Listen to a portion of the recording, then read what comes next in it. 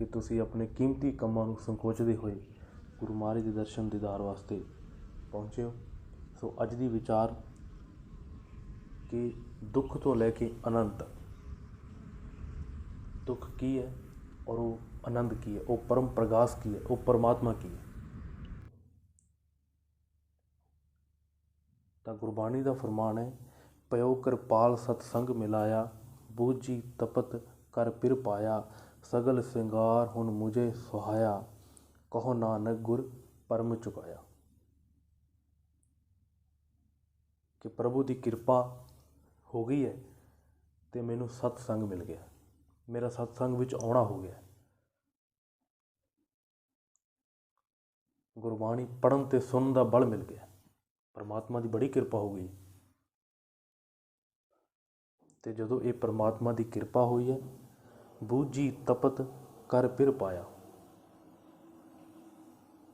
ਅਤੇ ਮੇਰੀ ਸਾਰੀ ਹੀ ਜਲਨ ਹੈ ਜਿਹੜੀ ਉਹ ਬੁੱਝ ਗਈ ਹੈ, ਖਤਮ ਹੋ ਗਈ ਹੈ, ਅਤੇ ਹਿਰਦੀ ਰੂਪੀ ਘਰ ਦੇ ਵਿੱਚ ਮੈਨੂੰ ਪਰਮਾਤਮਾ ਦਾ ਮਿਲਾਪ ਹੋ ਗਿਆ। ਅਤੇ ਜਦੋਂ ਪਰਮਾਤਮਾ ਦਾ ਮਿਲਾਪ ਹੋਇਆ, ਸਗਲ ਸਿੰਗਾਰ ਹੁਣ ਮੁਝੇ ਸੁਹਾਇਆ, ਹੁਣ ਸਾਰੇ ਦੇ ਸਾਰੇ ਸਿੰਗਾਰ ਮੈਨੂੰ ਸੋਹਣੇ ਲੱਗਦੇ ਨੇ। ਮੈਂ ਬਾਣੀ ਪੜ੍ਹਦਾ, ਮੈਨੂੰ ਆਨੰਦ ਆਉਂਦਾ। ਮੈਂ ਸਿਮਰਨ ਕਰਦਾ, ਮੈਨੂੰ ਰਸ ਮਿਲਦਾ। ਸੱਚ ਜਾਣਿਓ, ਜੇ ਸਿਮਰਨ ਕਰਦਿਆਂ ਕਰਦਿਆਂ ਹਜੇ ਰਸ ਨਹੀਂ ਆਉਣ ਲੱਗਿਆ ਤਾਂ ਹਜੇ ਯਾਤਰਾ ਅਧੂਰੀ ਹੈ, ਹਜੇ ਯਾਤਰਾ ਅਧੂਰੀ ਹੈ। ਸਿਮਰਨ ਕਰਦਿਆਂ ਕਰਦਿਆਂ ਅਗਰ ਰਸ ਨਹੀਂ ਆ ਰਿਹਾ ਤਾਂ ਇਹਦਾ ਮਤਲਬ ਇਹ ਹੈ ਕਿ ਵਾਹਿਗੁਰੂ ਵਾਹਿਗੁਰੂ ਦਾ ਮੰਤਰ ਤੁਹਾਡੀ ਰਸਨਾ ਉੱਪਰ ਹਜੇ ਟਿਕਿਆ ਨਹੀਂ। ਹਜੇ ਹੋਰ ਮਿਹਨਤ ਦੀ ਲੋੜ ਹੈ, ਹਜੇ ਹੋਰ ਸਿਮਰਨ ਦੀ ਲੋੜ ਹੈ, ਤਾਂ ਕਿ ਇਹ ਸ਼ਬਦ ਹੈ ਜੋ ਤੁਹਾਡੇ ਜੀਭਾਂ ਦੇ ਉੱਪਰ ਟਿਕ ਜਾਵੇ।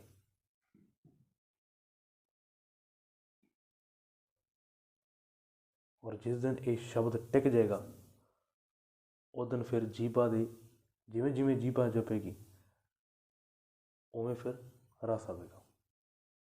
ਰਸਨਾ ਨਾਮ ਜਪੇ ਤੋਂ ਮਥੀ ਹੈ, ਮੰਥਨ ਕਰਨਾ, ਵਾਹਿਗੁਰੂ ਵਾਹਿਗੁਰੂ ਵਾਹਿਗੁਰੂ ਵਾਹਿਗੁਰੂ ਵਾਹਿਗੁਰੂ। ਜਿਸ ਤਰ੍ਹਾਂ ਹੀ ਰਸਨਾ ਜਪੇਗੀ ਅਤੇ ਰਸ ਨਾਲ ਇਨਸਾਨ ਭਰਦਾ ਜਾਏਗਾ। ਅਗਰ ਰਸ ਨਹੀਂ ਆ ਰਿਹਾ, ਹਜੇ ਹੋਰ ਮਿਹਨਤ ਦੀ ਲੋੜ ਹੈ। ਪ੍ਰਭ ਕੀ ਉਸਤਤ ਕਰੋ ਸੰਤ ਮੀਤ, ਸਾਵਧਾਨ ਇਕਾਗਰ ਚੀਤ। ਬੜੀ ਸਾਵਧਾਨੀ ਚਾਹੀਦੀ ਹੈ ਜੀ, ਬੜੀ ਸਾਵਧਾਨੀ ਦੇ ਨਾਲ ਪਰਮਾਤਮਾ ਦਾ ਨਾਮ ਸਿਮਰਨ ਕਰੋ। ਅਗਰ ਸਾਵਧਾਨੀ ਨਹੀਂ ਹੈ ਤਾਂ ਫਿਰ, ਕਿਉਂਕਿ ਇਹ ਬੱਚਿਆਂ ਦਾ ਖੇਡ ਨਹੀਂ ਹੈ, ਪਰਮਾਤਮਾ ਨੂੰ ਆਪਣੇ ਘਰ ਦੇ ਵਿੱਚੋਂ ਉਜਾਗਰ ਕਰਨਾ ਹੈ।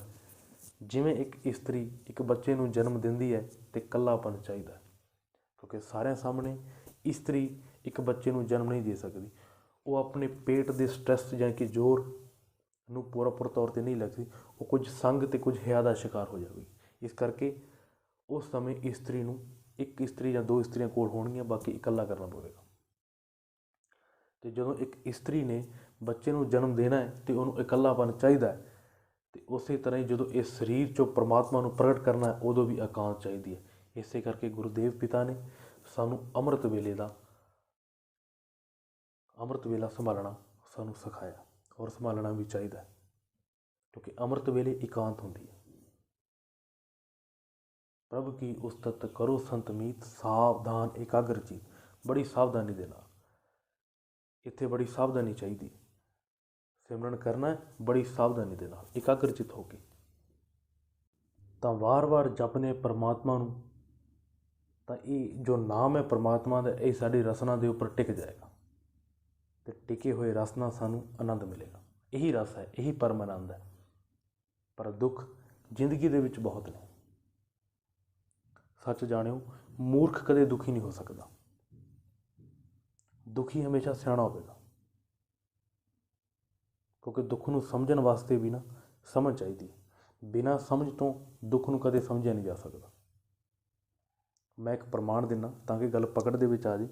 ਹੁਣ 102 ਜਾਂ 103 ਡਿਗਰੀ ਬੁਖਾਰ ਚੜ੍ਹਿਆ ਇੱਕ ਮਾਸੂਮ ਬੱਚੇ, ਪੰਗੂੜੇ ਦੇ ਵਿੱਚ ਪਿਆ, ਉਹਨੂੰ ਕੀ ਪਤਾ ਕਿ ਬੁਖਾਰ ਕੀ ਹੈ।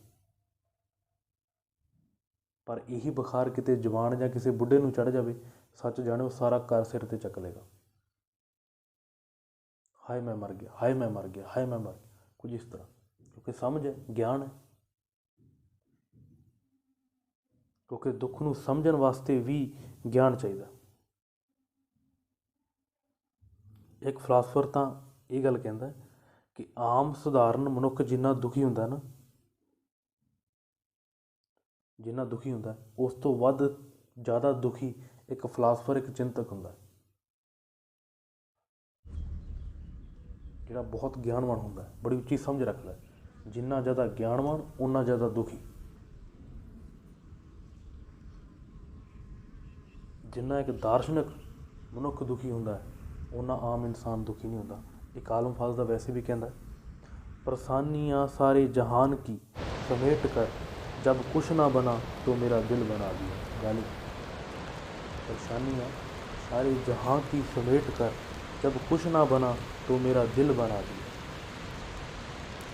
ये सारे जगत के रोग संताप चिंता को इकट्ठा कर देता है तो गल कहता भी परमात्मा ने मेरा दिल बना दिया, मैं इन्ना दुखी। हालांकि उन्हें काफियाँ पढ़ी उनकी कविता पढ़ी तो बड़ा सियाना मनुख है, बड़िया सियाणियां उनकी गल्लां ने, पर है बहुत दुखी। तो इत्थों गल पकड़ दे विच आंदी है कि जिन्ना सियाणा मनुख होवेगा उन्ना वध दुखी होगा, क्योंकि उन्होंने दुख का ज्ञान होगा। दुख की समझ है तो वह ज्ञानी, जे किसी को आनंद ते महा आनंद ते परम रस की समझ है तो वह ब्रह्म ज्ञानी। साध संगत जी ये पे समझ लीजिए, जे किसी को दुख का ज्ञान है, समझ रख रहा दुख का भी दुख की है, तो समझ लो भी वो ज्ञानी पुरुष है। पर जो कोई आनंद ते परम आनंद की समझ रखता है तो आनंद विच लीन है तो आनंद विच जी रहा है, वो फिर ब्रह्म ज्ञानी। इसने ज्ञान की शिखरता नूं छू लिया। हुण ये शब्द मैं फिर दोहरावां कि जे दुख का कोई, जे दुख है ना तो उसका कोई कारण भी होगा, क्योंकि बिना कारण तो दुख नहीं ना होता, बिना जड़ां तो कोई रुख नहीं ना होता, कोई ना कोई कारण तो होगा। जिवें एक डॉक्टर कोल असीं जाने आ तो कोई बीमारी दसदे हैं तो जे वो बीमारी का कोई इलाज कर रहा है तो उनकी कोई ना कोई बुनियाद तो होगी, कोई ना कोई बुनियाद तो होगी। पर अजकल के डॉक्टर, मैं माफ़ी मंग लें, इस तरह है कि पत्तियां का इलाज कर रहे हैं, पत्ते झाड़ देंगे ने, पत्ते दोबारा आ जाते हैं। हालांकि इलाज जड़ का होना चाहिए, इलाज जड़ का होना चाहिए। तो जड़ का इलाज करने वास्ते समझ बड़ी बरीक चाहिए, तो बरीक समझ रखने वास्ते फिर सिमरन की लोड़ पैंदी है, क्योंकि अख दे विच पिया होया किणका तो सानू दिखता नहीं, तो जो इन अखां दे विच राम वसिया होया वो कित्थे दिखेगा। इहदा मतलब कि परमात्मा बहुत बरीक है।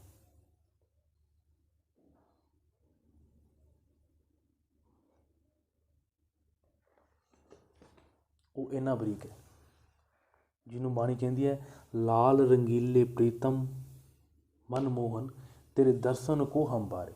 कि परमात्मा तेरे दर्शनों को असी, तेरे दर्शनों की प्यास है मन दे विच कि तेरे दर्शन होण, जो इन्ना सूक्ष्म है, अत सूक्ष्म, अत बरीक।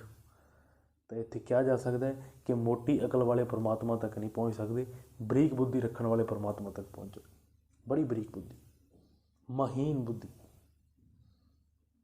बड़ी महीन बुद्धि होगी जिनकी बहुत बरीक समझ।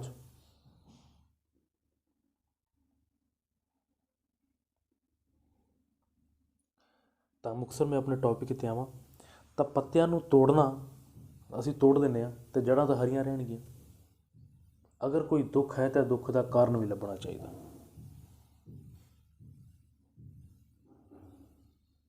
पत्ते झड़ रहे हैं, जड़ां हरियां ने, थोड़े दिनों बाद वो फिर उग पैणगे, नवां रूप धारण कर लेंगे। इस तरह पुराने पत्ते तोड़दे आ, नवे पत्ते आउणगे, दूसरे आ जाणगे, तीसरे आ जाणगे।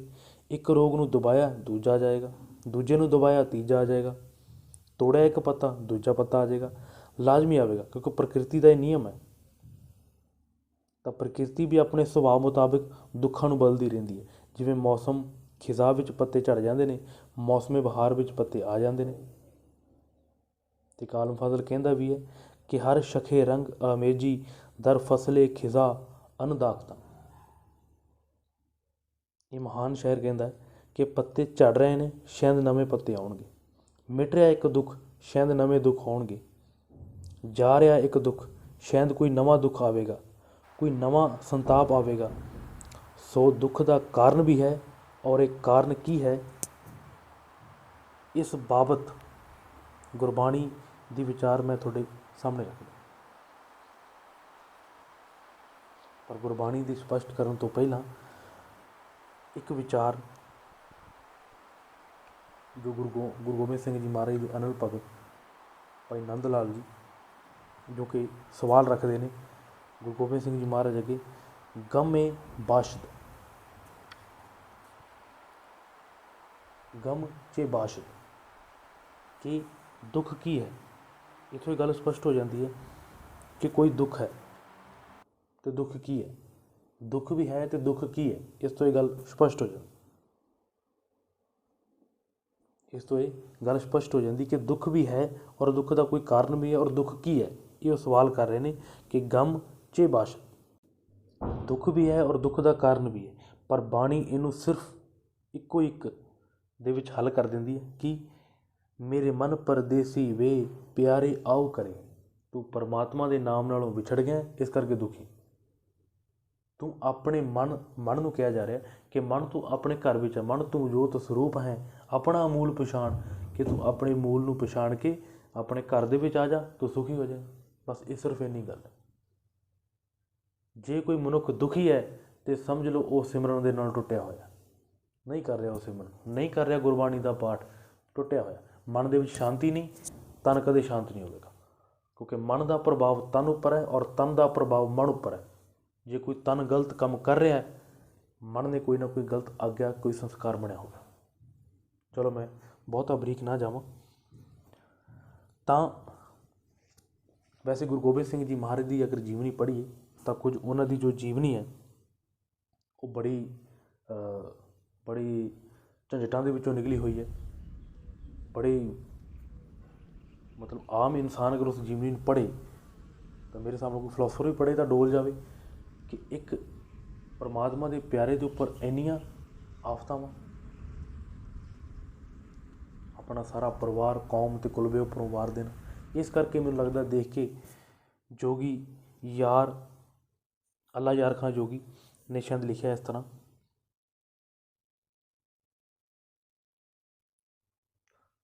शायद उन्होंने ये गल लिखी है कि आंधा कि कभी तुझे संभालने ना दिया, आराम से पहलू को बदलने ना दिया। कि ऐ गुरु गोबिंद सिंह जी, तुसी तो एक रात भी सुख दी नहीं सौ सके, इन्ना टकराओ, पर ये टकराओ अंधियां दा है।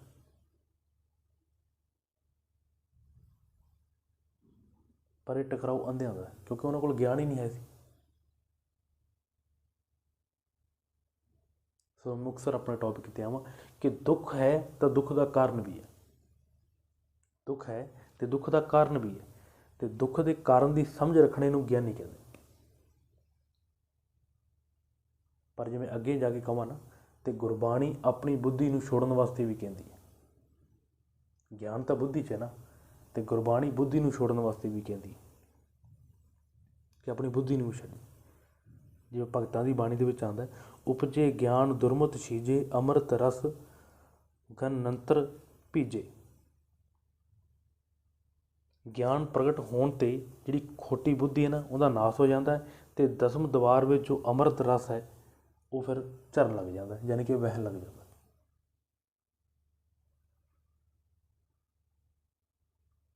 जिवें डॉक्टर मोहम्मद इकबाल भी कहते हैं कि निकल जा अकल से आगे, ये चिरागे राह है मंजिल नहीं है। कि जिहड़ी तेरी अकल है ना, जिहड़ी तेरी समझ है, जिहड़ी तेरी बुद्धि है, ये एक रस्ते का चिराग है, यानी कि रस्ते का दीवा है। इहदी रोशनी दे नाल तू चलना है, मंजिल तक इहने नहीं पहुँचाउणा। सारा कुछ छड्ड दिता है, हुण अपनी अकल नूं भी छड्डना है। तो सच जाणिओ अकल नूं छड्डना बहुत औखा है, अपनी समझ नूं की छड्डदा। पर उत्थे गुरबाणी कहती है कि तू अपनी समझ इत्थे छोड़ जा तो गुरु की समझ लै जा। तेरी समझ दे विच काम है, गुरु की समझ दे विच राम है, परमात्मा की समझ राम है। गुरु की समझ लैके जा, तेरी समझ दे विच काम है, गुरु की समझ च राम है। तेरी समझ च हंकार है, गुरु की समझ च निरंकार है। गुरु की समझ लैके जा, अपनी समझ इत्थे छोड़ जा, तेरी समझ कच्ची है।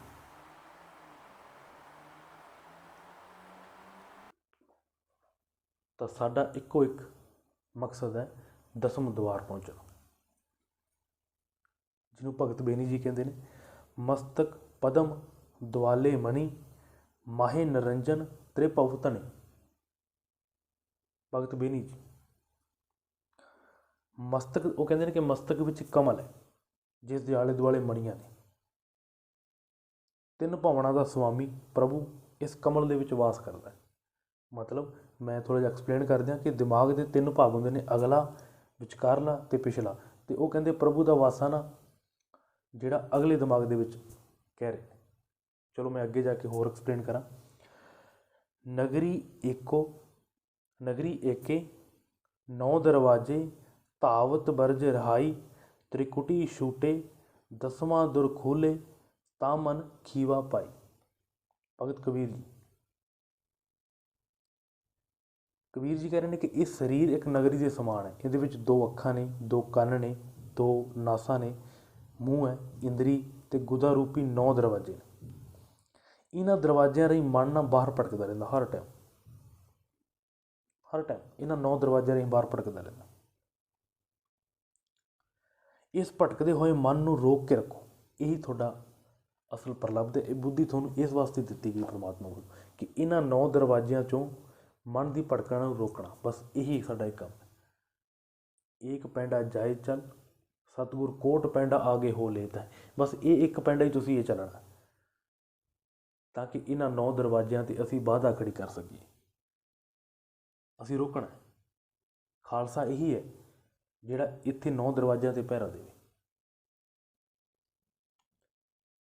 ਅਤੇ ਜਦੋਂ ਦਸਮ ਦੁਆਰ, ਜਿਵੇਂ ਹੀ ਅਸੀਂ ਇਹ 9 ਦਰਵਾਜ਼ਿਆਂ ਨੂੰ 9 ਦਰਵਾਜ਼ੇ ਪ੍ਰਗਟ ਕੀਏ ਦਸਵਾਂ ਗੁਪਤ ਰਖਾਇਓ ਗੁਰੂ ਦੁਆਰੇ ਲਾਈ ਭਾਵਨੀ ਜਿਨ ਦਸਮ ਦੁਆਰ ਦਿਖਾਇਓ ਗੁਰੂ ਦੁਆਰੇ। ਅਤੇ ਸਾਡਾ ਗੁਰੂ ਕੀ ਹੈ? ਸਾਡਾ ਗੁਰੂ ਹੈ ਸ਼ਬਦ, ਵਾਹਿਗੁਰੂ ਵਾਹਿਗੁਰੂ ਵਾਹਿਗੁਰੂ। ਇਹੀ ਸਾਡਾ ਗੁਰੂ ਹੈ। ਕੋਈ ਦੇਹਧਾਰੂ ਗੁਰੂ ਨਹੀਂ ਹੋ ਸਕਦਾ। ਵਾਹਿਗੁਰੂ ਇਹ ਸ਼ਬਦ ਹੈ ਅਤੇ ਸ਼ਬਦ ਹੀ ਸਾਡਾ ਗੁਰੂ ਹੈ।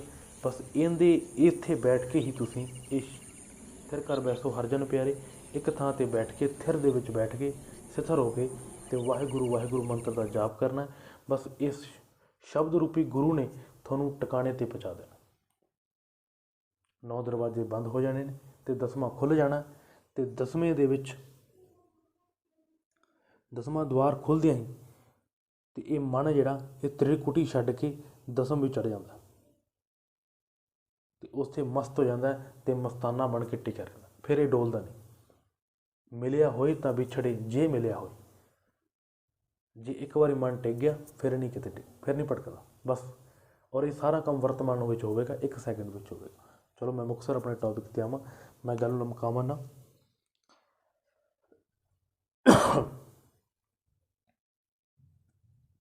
ਹੁਣ ਇੱਥੇ ਅਗਲੀ ਗੱਲ ਹੈ ਜਿਹੜੀ ਕਿ ਗੁਰੂ ਮਹਾਰਾਜ ਵੀ ਕਹਿ ਰਹੇ ਨੇ, ਗੁਰਮੁਖ ਅੰਤਰ ਸਹਿਜ ਹੈ। ਗੁਰਮੁਖ ਅੰਤਰ ਸਹਿਜ ਹੈ ਮਨ ਚੜ੍ਹਿਆ 10ਵੇਂ ਆਕਾਸੇ ਤਿੱਥੇ ਊਂਗ ਨ ਭੂਖ ਹੈ ਹਰ ਅੰਮ੍ਰਿਤ ਨਾਮ ਸੁਖਵਾਸ ਨਾਨਕ ਦੁਖ ਸੁਖ ਵਿਆਪਤ ਨਹੀਂ ਜਿੱਥੇ ਆਤਮ ਰਸ ਪ੍ਰਗਾਸ। ਹੁਣ ਕਹਿੰਦੇ ਮਨ ਦਸਮ ਦੁਆਰ ਦੇ ਵਿੱਚ ਚੜ੍ਹ ਗਿਆ ਅਤੇ ਜਿਵੇਂ ਮਨ ਦਸਮ ਦੁਆਰ ਦੇ ਵਿੱਚ ਚੜ੍ਹਿਆ ਅਤੇ ਮਨੁੱਖ ਦੇ ਅੰਦਰ ਸਹਿਜ ਪੈਦਾ ਹੋ ਜਾਂਦਾ ਹੈ। ਹੁਣ ਗੁਰਬਾਣੀ ਹੈ ਅਤੇ ਗੁਰਬਾਣੀ ਬੜੀ ਵੱਡੀ ਹੋ ਸਕਦਾ ਕਿ ਸਮਝ ਨਾ ਆਵੇ ਸਾਧ ਸੰਗਤ ਨੂੰ। ਸਮਝ ਤੋਂ ਉੱਪਰ ਦੀ ਗੱਲ ਹੈ। ਹੁਣ ਇਹ ਬੁੱਧੀ ਤੋਂ ਅੱਗੇ ਦੀ ਗੱਲ ਆ ਗਈ। ਹੁਣ ਕੀ ਕਹਿੰਦੇ ਨੇ ਕਿ ਇੱਥੇ ਪਹੁੰਚ ਗਏ, ਦਸਮ ਦੁਆਰ ਵਿੱਚ ਪਹੁੰਚ ਕੇ ਉੱਥੇ ਨੀਂਦ ਨਹੀਂ ਹੈ, ਉੱਥੇ ਨੀਂਦ ਨਹੀਂ ਸਤਾਉਂਦੀ, ਉੱਥੇ ਭੁੱਖ ਨਹੀਂ ਸਤਾਉਂਦੀ। ਉੱਥੇ ਮਨ ਨਾਮ ਰੂਪੀ ਰਸ ਪੀਂਦਾ ਅਤੇ ਸੁਖੀ ਵੱਸਦਾ। ਜਿੱਥੇ ਪ੍ਰਭੂ ਦਾ ਪ੍ਰਕਾਸ਼ ਹੈ ਉੱਥੇ ਮਨੁੱਖ ਨੂੰ ਕੋਈ ਦੁੱਖ ਨਹੀਂ ਅਤੇ ਨਾ ਕੋਈ ਸੁੱਖ ਹੈ। ਹੁਣ ਮੈਂ ਦੁਬਾਰਾ ਬੇਨਤੀ ਕਰਦੇ ਹਾਂ ਕਿ ਗੁਰੂ ਮਹਾਰਾਜ ਕਹਿ ਰਹੇ ਨੇ ਨਾ ਤਾਂ ਉੱਥੇ ਭੁੱਖ ਹੈ, ਨਾ ਨੀਂਦ ਹੈ, ਅਤੇ ਨਾ ਹੀ ਉੱਥੇ ਸੁੱਖ ਹੈ ਅਤੇ ਨਾ ਹੀ ਉੱਥੇ ਦੁੱਖ ਹੈ। ਇਹਦਾ ਮਤਲਬ ਕਿ ਮਨ ਹੈ ਜਿਹੜਾ ਉਹ ਵਰਤਮਾਨ ਦੇ ਵਿੱਚ ਚਲੇ ਜਾਂਦਾ ਅਤੇ ਵਰਤਮਾਨ ਦਾ ਸਮਾਂ 1 ਸੈਕਿੰਡ, 1 ਛਿਣ। ਅਤੇ 1 ਛਿਣ ਦੇ ਵਿੱਚ ਕਿਹੜਾ ਦੁੱਖ ਅਤੇ ਕਿਹੜਾ ਸੁੱਖ? ਜੇ ਗੌਰ ਮੁਤਾਲਾ ਕਰੀਏ ਤਾਂ 1 ਸੈਕਿੰਡ ਵਿੱਚ ਕੋਈ ਦੁੱਖ ਸੁੱਖ ਨਹੀਂ ਹੈਗਾ। ਸਮੇਂ ਦੀ ਬਹੁਤ ਛੋਟੀ ਇਕਾਈ ਹੈ।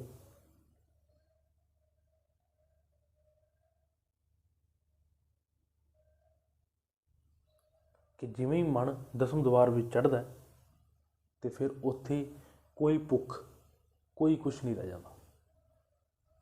ਪਰ ਸਾਡਾ ਕੀ ਹਾਲ ਹੈ, ਜੋ ਅਸੀਂ ਹਾਂ, ਅਸੀਂ ਕੀ ਕਰਦੇ ਹਾਂ ਕਿ ਨਕਲ ਬੜੀ ਛੇਤੀ ਕਰਦੇ ਹਾਂ ਕਿਸੇ ਵੀ ਚੀਜ਼ ਦੀ ਹੈ, ਉਹਦੀ ਫਿਰ ਅਸੀਂ ਨਕਲ ਬਹੁਤ ਜਲਦੀ ਕਰ ਲੈਂਦੇ ਹਾਂ।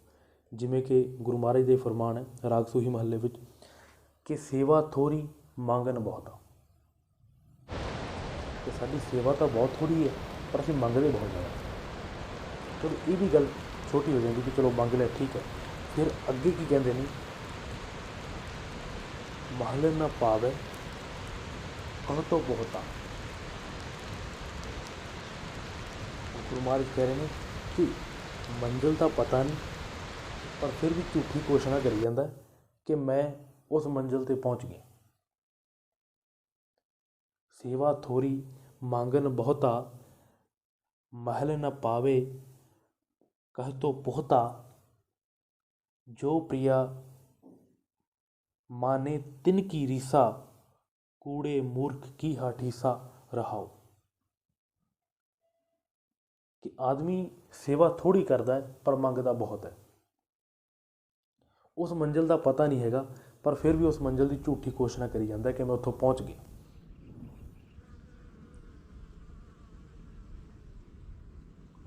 ਅਤੇ ਜਿਨ੍ਹਾਂ ਦਾ